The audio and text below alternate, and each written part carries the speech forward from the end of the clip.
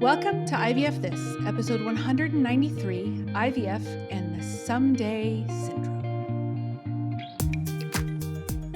Welcome to IVF This. I'm your host, Emily Ginn. After 10 years of primary and secondary infertility due to both male and female factor infertility, I am now the mother to 3 beautiful miracles. I am married to my favorite person in the world. I'm a social worker, a life coach, and an IVF warrior. I'm here to teach you how to manage your mind and emotions during your IVF journey, to break free from anxiety and regain control of your life, even in the midst of infertility. I'm going to teach you how to say IVF this to how we think about, talk about, and experience infertility. Let's go. Hello, my beautiful friends.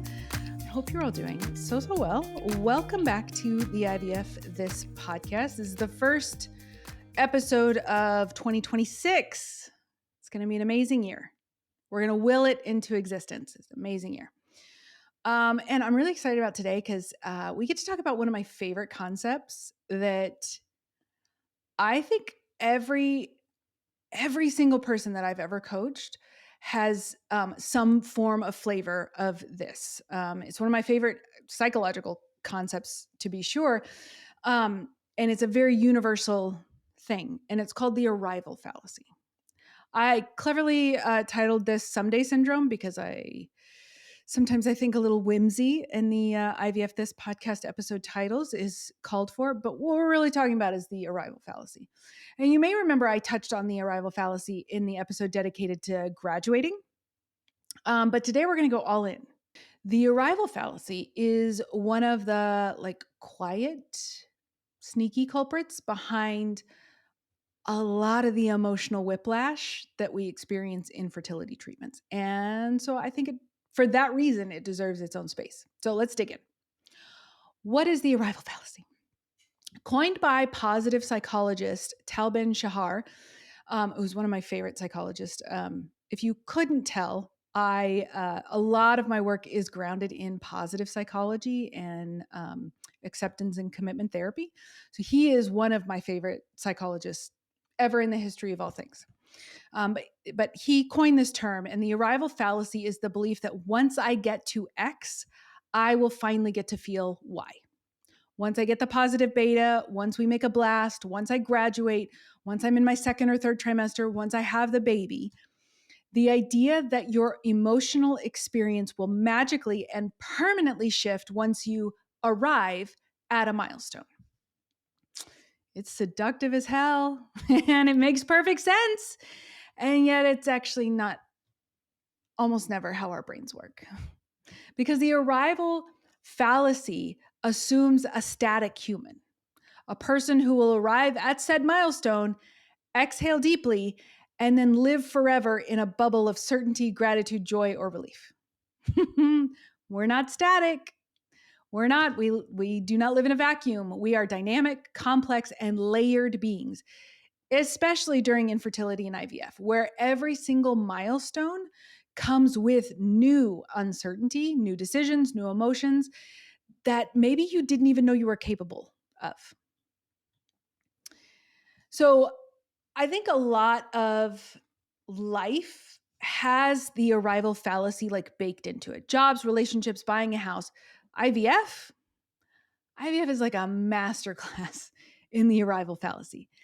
IVF gives you built-in milestones that look like finish lines and can sometimes feel like finish lines, right? Once I get my AMH and AFC results, once we have good retrieval numbers, once the embryos come back normal, once I transfer, once I hit my beta, once I hit viability, once my kiddo is finally here. It is an endless staircase of arrivals. And each one feels like the moment you'll finally stop feeling anxious, scared, or unworthy. But what actually happens is you arrive, and suddenly there's another step, another contingency, another but what if, right? And if you don't understand the arrival fallacy, you might think, why am I not happier? Why am I still scared? What is wrong with me? Isn't this what I wanted? That last one crippled me for the vast majority of my first year postpartum with my first kid. Isn't this what I wanted? I'll talk about that. I've talked about that on a different podcast, so I don't want to belabor that point. But this is where the shame creeps in, because the fallacy implies that your emotional discomfort means that you are ungrateful or broken, when in reality, it is just how brains work under chronic uncertainty. That's all. It's just how a normal human brain functions and works under chronic uncertainty. I know we want it to be more like sensationalized and glamorous than that, but that's the truth of it. So why do we believe the arrival fallacy? Right? Well, one, it's so baked in to everyday culture, societal norms, all those things. But specifically for IVF, we have to account for one, you're exhausted. You are exhausted. IVF involves sustained emotional labor. And we're not even touching on the physical aspects, where, like in a stim cycle and in a transfer cycle, both of those, your body is running a marathon 24 hours a day.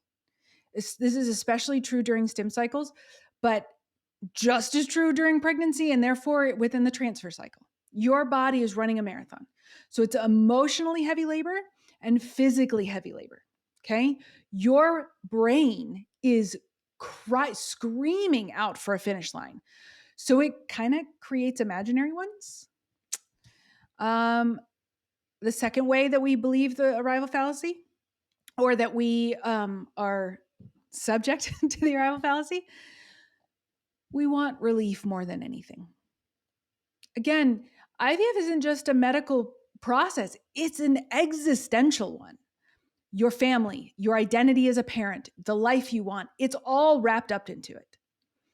Of course, you want relief. Of course, your brain keeps saying, maybe the next milestone will be the one. Maybe that's going to be the one. So I finally get some rest. It wouldn't be an IVF This podcast if I didn't talk about cultural conditioning. I talk about socialization and cultural conditioning all the time. And this is another example. There are entire narratives around achievement equaling happiness. So once I get the job, once I meet my partner, once I have the baby, right? Your brain is just running the programming it has been handed over generations. Okay. So the problem with the arrival fallacy is that it creates emotional perfectionism. And I talked about that maybe 2 episodes back, emotional perfectionism. The belief that the quote unquote right emotional experience is waiting for you at the finish line, and you just get everything perfect. It also creates self-shaming when the arrival fallacy doesn't deliver on what it promised, right? Some examples from clients, anonymized as always. A client who got a perfect retrieval and felt scared and then shamed herself for not feeling relieved, right? As if scared wasn't still a completely normal, natural, and expected emotion, considering we were only at the retrieval part, right? All of those other benchmarks had to be met. A client who got a positive beta and immediately panicked that she didn't feel excited enough about being pregnant. One of my former clients, we were talking, just catching up recently, and she just had her positive beta. This will be her second baby, and she also is planning for a intra-state move, like she's going from one state to another. On top of her husband not really sure how his work is going to work. If he was going to be able to keep his job or if he was going to have to find a new job when they moved, because they were moving for her career. And she said, she's exactly the same. I feel bad because I'm not as excited as I think I should be. And the reframe that we talked about was, you are as excited as you can be with all of your competing priorities, right? She was top of mind because I get to talk to her in a few days anyway, so I was really excited about that. Anyway, another example is someone who graduated from the clinic and felt even more anxiety and thought that meant that she wasn't grateful or that something bad was going to happen. And that is the concept that we explore a lot in the IVF and graduating episode. But that is the arrival fallacy at work, right? And it happens at milestones. A milestone doesn't change your internal emotional system. It doesn't change how your nervous system responds to these things. It doesn't magically create certainty, and it doesn't erase grief or fear. What milestones actually do is they shift the type of uncertainty and they add new layers to decision making. They ask your central nervous system to stretch just a little further. They often activate old traumas or loss memories. And yes, sometimes they bring joy and relief alongside fear or grief. Milestones create a both and emotional landscape. IVF milestones are not finish lines. They're transition points, chapters, and chapters have inherent tension. So, if we can reframe the arrival fallacy to what you can rely on. So, instead of believing, once I get there, I'll feel better, we shift to every milestone will bring its new set of emotions, and I am capable of meeting myself in each one. And now, these are just my words, right? If something lands for you and you just tweak it, wordsmith it until it makes sense and feels true and authentic for you, right? Milestones don't give you emotional certainty, but your skills, if you listen to this podcast for any period of time, you have these skills. Your skills can give you emotional stability. Okay? You don't get emotional certainty, you have the tools to get emotional stability. Okay. So, what a beautiful segue into the tools to loosen the arrival fallacy. First one, let's normalize mixed emotions. For God's sake, we're dynamic, crazy, messy, silly humans. Milestones are inherently mixed, right? Relief and fear, joy and grief, hope and dread. You can say to yourself, of course, I feel both relief and anxiety. Of course, joy feels fragile right now. Of course, this feels complicated. Of course, I feel conflicted. Normalize for yourself the paradox. And that is something that helps the shame dissolve. And shame has never arrived to help anything, help anyone with anything through an emotional upheaval. Okay. Number 2, work with your nervous system, not against it. When you hit a milestone, your system often spikes. Is it safe to celebrate? Should I pull back? Should I prepare for the worst? Right? Everybody, I think we're all familiar with that. So I want you to try hand on heart, which is my favorite, or hand on belly, slow exhales, and recite to yourself, right now, I am safe enough. Right now, my only job is to breathe. This interrupts the what's next spiral that often fuels the arrival fallacy. And number 3, you build emotional anchors instead of finish lines. An emotional anchor is something you can return to no matter what milestone you're in, right? It's a grounding phrase or a coping phrase, consistent journaling practice, regulating breathing patterns, a support person, or a mantra like, I don't have to feel perfect, I just need to feel present. Something like that, right? Anchors keep you steady, finish lines keep you chasing. So, where do we go from here? So the question then becomes, how can I support myself at each milestone instead of expecting a milestone to support me? Which it won't. It can't. A milestone cannot support you. You are the only one that can support you internally, right? You'll have others outside of you. The battle is always waged inside, right? So the types of questions I love to ask: what would compassionate, sustainable hope look like? What expectations can I loosen or lower?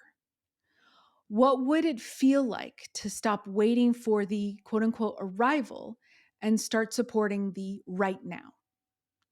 This does not mean giving up on your dreams or your goals or lowering your standards for yourself or anything like that.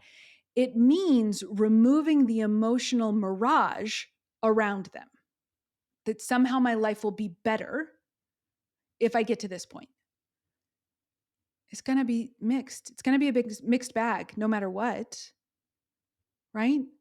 So allowing yourself the opportunity to understand that your life is going to look different in some ways and in other ways, but it is not inherently better than where you are right now. Okay.